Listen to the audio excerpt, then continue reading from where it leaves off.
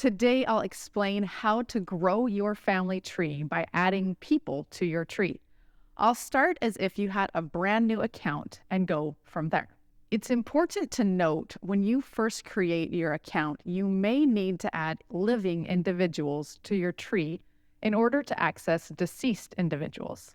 Those living individuals can only be seen by you, nobody else. Okay, let's head over to the computer and show you how to add to your tree.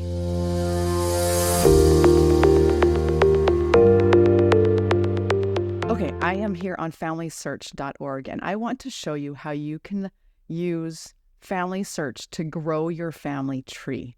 So I'm going to come up here and click on Family Tree and click on Tree. And when I do that, you can see it's kind of pulled up a pedigree chart for me, but there's really not much information in there. So right now I could go in and I could add my children, I could add my husband, and I can add my parents. But what I want to do, because I want to really grow this family tree, and I know I have deceased ancestors that I could add to it, I'm going to come down here and I'm going to add my mother. I'm going to just call her mom in here for privacy reasons.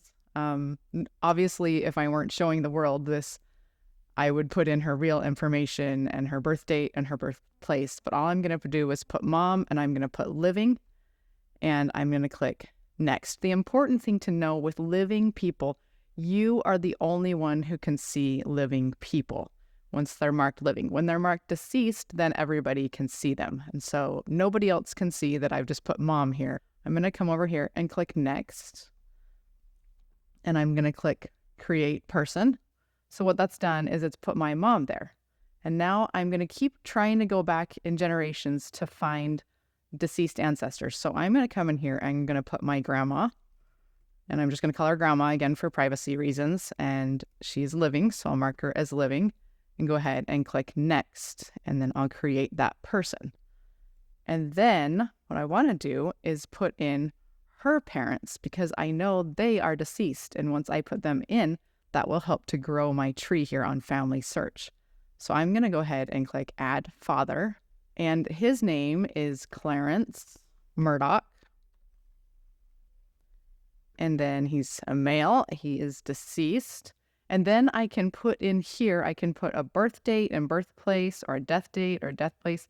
The more information I put in here, the easier it is for Family Search to find the person that I'm trying to add and see if there's a match for that person. So I'm going to go ahead and put in his birth date. I'm just going to put he was born in the year 1900, and he was born in Heber City. And we're going to see if that is enough information to pull him up. So we'll go ahead and click next.